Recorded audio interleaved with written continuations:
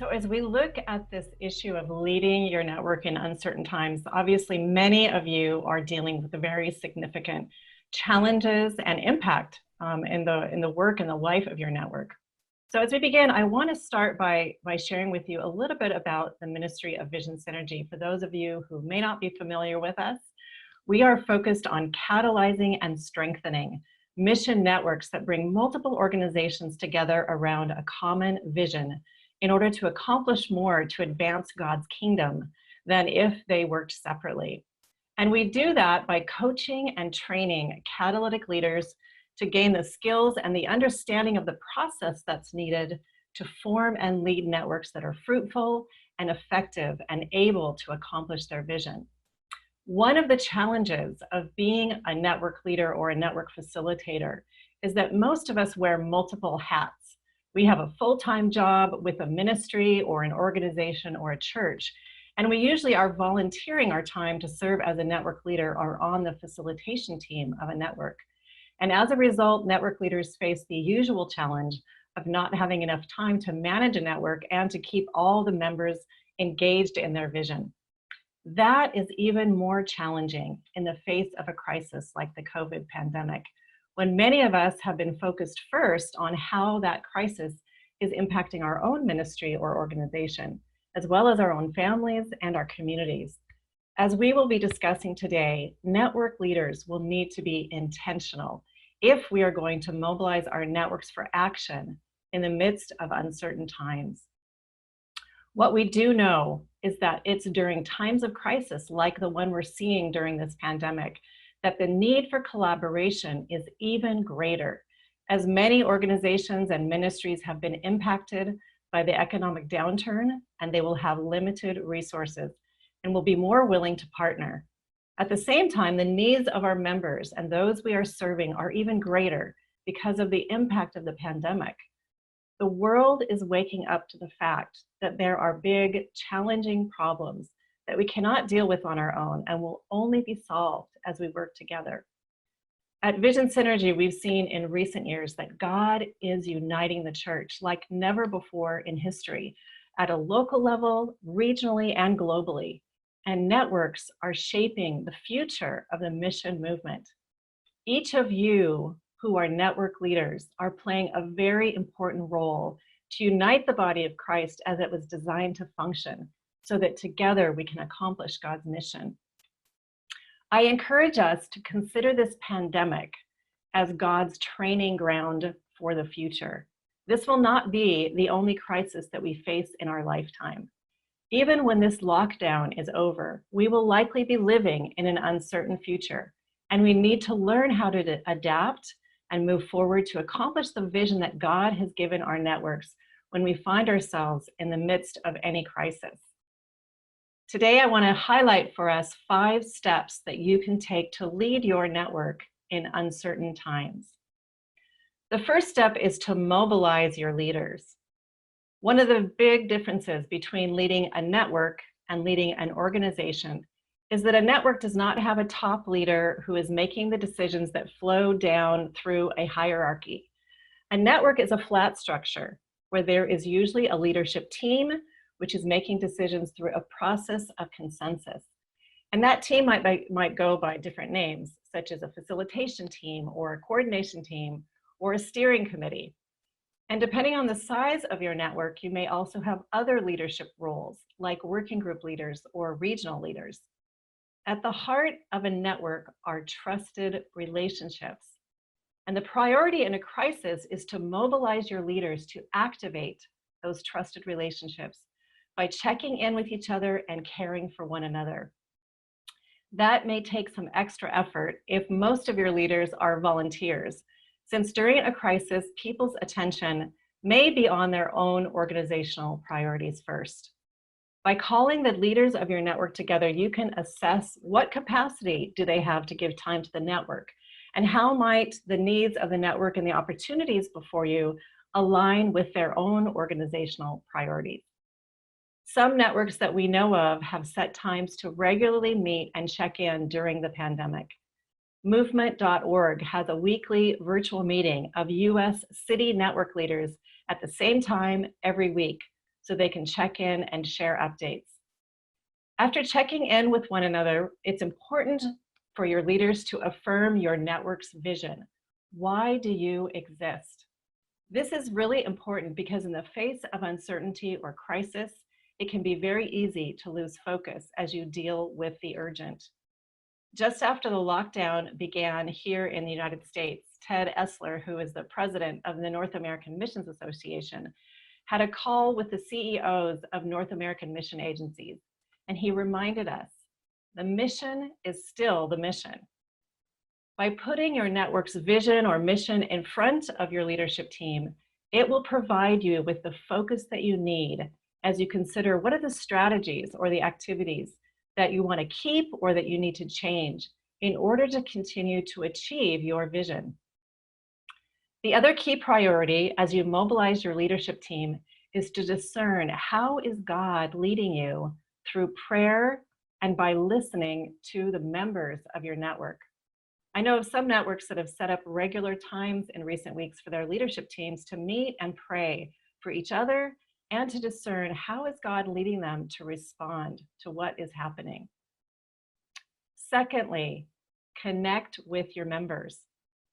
In order to discern how God may be leading your network to respond, you will need to listen to your members and assess their challenges, the opportunities and resources that are needed.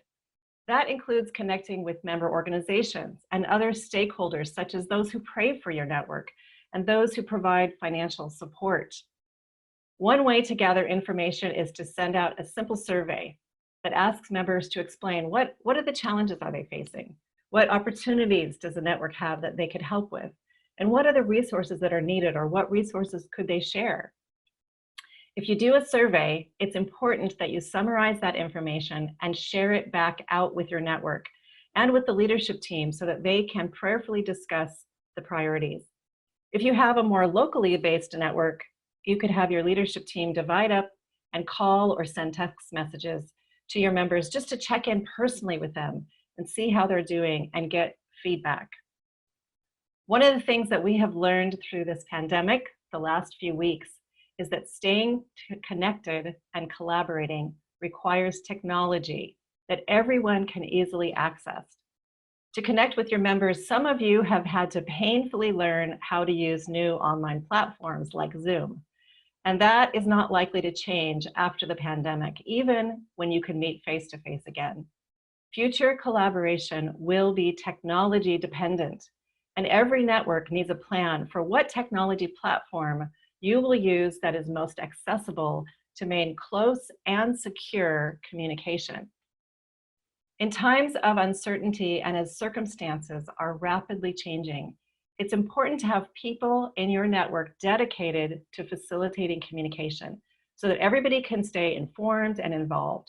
So whether that's in a WhatsApp group that's dedicated to sharing prayer requests, or a monthly email that gives updates, or a Zoom call where you're sharing information.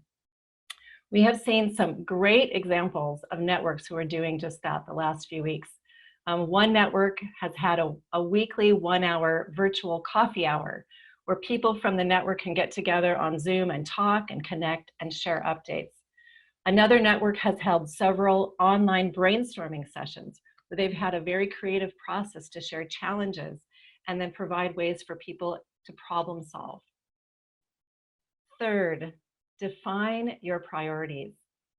The priority of leadership is to provide clarity, not certainty. Patrick Lencioni, the famous author of The 5 Dysfunctions of a Team, says, many leadership teams never reach clarity because they are waiting for certainty. And especially during a crisis, we do not know what is going to happen. And yet we do need to know what the priorities are so that we can make decisions and we can act. Asking the right questions can move us toward clarifying our priorities. I'd like to share with you a resource from the Center for Community Investment that's called the Strategy Triage Tool. And we've used this at Vision Synergy the last few weeks to help us clarify our priorities in light of the impact of the pandemic on some of our programs and our plans for the coming year. These 5 categories provide 5 important questions for us to consider as we're working toward clarity. First of all, what is a current priority that can continue, possibly with a modified approach? That would be a priority that's still relevant, that it's possible for you to move forward, and that you see as a really important priority that you need to continue. What is an emergent priority or an existing priority, but maybe it's been on the back burner, and now it's something that you really need to prioritize. And because of the new conditions, that has become more urgent. What should you pause and resume after the crisis? Because right now it's no longer feasible, or you need to make room for new priorities. And then what is unknown? It needs more information. Maybe you need to do some research. You need to talk to other leaders and get other input before you can decide what to do about that. And then last, what do we need to honor and let go because it's no longer possible, or it may not be relevant in light of the current challenges? A good example of this is our Synergy Summit, which we had spent a year working to plan, was looking forward to seeing all of you in Malaysia next month. But obviously we had to cancel that summit in light of the pandemic. And yet it was still a high priority for us to connect with leaders and provide a chance for us to learn together. And so we reworked that plan as a 6-month online series. So it could continue, but with a modified approach. Many of you who are involved in networks have had to cancel your major events. Next month, the workshop that we'll be doing will focus on how you can hold a large online event for your network if you cannot meet face-to-face. So I encourage you to join that workshop to learn how you can continue to meet together even if you can't do it face-to-face. So we want to pause and we want to take a moment to do a chat response. And we want to ask this question. So what is one new priority that has emerged for your network during this pandemic? So if you would just take a moment, go into the chat, you can use 1 or 2 words or a sentence and share with us what is a priority that has become even more important. Maybe it's a new priority or it's something that you've decided that you want to move forward in light of the pandemic. So we would love to hear. It might be about technology, it might be about something new that you're going to do. So let's give people a chance to weigh in here. Go ahead, Michael. Yeah, I am seeing all kinds of responses and we can all read, but they're coming in so quickly. So I'll just read off a few. Intercessory prayer and feeding the poor, using technology differently, weekly video calls, more use of social media. This is a chance to be connected, maybe to those within the network or the leadership team. More prayer, and certainly Zoom is up there as something that people are using. There's a lot. I'm seeing technology quite a lot as I'm scanning through, and supporting the poor, feeding the poor, being strategic, helping leaders and believers to stand firm in their biblical faith, standing still, guiding the rural pastors who are unable to meet for months and they've lost their income. Increasing social media and technology as well as intentional listening. Media engagement has greatly changed. Now everybody knows media is important. We now need to equip people to dig deep into worldview analysis to engage well with transformative media messages. This is great content. Amazing, folks. More listening, more praying, and technology training. So you can look at the chat yourself. I tried to scan, we got a broad view of what's coming. Yeah. Thank you. And we'll be actually summarizing that chat in some of the resources that you'll be receiving after the workshop. So you'll have a chance to see those if you can't see everything right now. So great. Obviously, technology has become a huge way of helping us stay connected and has raised our awareness about how critical it is that we as a network have a defined platform that we can be using to quickly connect and share resources and information. So as we go on, the 4th step to leading your network in uncertain times is to develop a flexible plan. As you gain clarity on your priorities, you can develop some flexible plans that can change as you continue to gain increasing information and clarity. What's critical is that you not sit back and wait for clarity or certainty to come, because it will not. In times of crisis, leaders must assess the priorities and discern how is the Lord leading us, and then take action and be willing to experiment. I'm a perfectionist, and I like to have some certainty that a plan is going to be successful before I move forward. But in times of uncertainty, we have to resist the fear of not knowing if something will work, and be willing to possibly fail in order to experiment and innovate as we respond to the emerging needs and opportunities around us. As a network, you are not bound by an organizational decision-making structure. You have flexibility to self-organize and to address new priorities. To experiment, you can work through a cycle to test, learn, and adjust. And by that, I mean, try something new, test it out, and quickly implement that. And then learn from that process. What is it working? Does it need to change? And then adjust your plan and then try again. It's usually easier to experiment on a smaller scale first, such as in one region of your network where there might be a particular challenge that you're facing, or a working group that could be mobilized where leaders could come together to try something new. That's exactly what we've been doing here with this online summit. Realizing that we couldn't do our summit in Malaysia, we decided, let's try this new idea and meet online. We're learning as we do it, and then I'm sure that we'll make some adjustments as we go on to our next workshop next month. Again, it's critical to keep communication flowing out to all your members of the network as you try new things and as plans change, so that everyone is informed and they know how to stay involved. And then finally, trust in God. It sounds so simple, and yet it is one of our greatest challenges as leaders during times of uncertainty. When I was growing up, my grandmother wrote Proverbs 3, 5, and 6 at the bottom of every letter that she sent to me, and she wrote me a lot. Over the years, that verse became really embedded in my heart and in my mind. And it's in times of crisis that these things that are most deeply embedded in us come up to the surface, both the positive things and the negative things. This verse has been one of those things that has risen up as a reminder. Trust in the Lord with all your heart, and lean not on your own understanding. In all your ways, acknowledge him, and he will direct your paths. As leaders during times of crisis, many of us feel the weight of responsibility to figure out the way forward, to innovate, be creative, or to have the answer. But Proverbs 3, 5, and 6 reminds us to trust God and not lean on our own understanding. He has promised to direct our steps, and he is always true to his promises. In times of uncertainty, we need to put practices in place that strengthen our trust in God, since it's during these times that we often experience added fears, increased stress, and big worries that can make us vulnerable to the enemy who knows our weaknesses.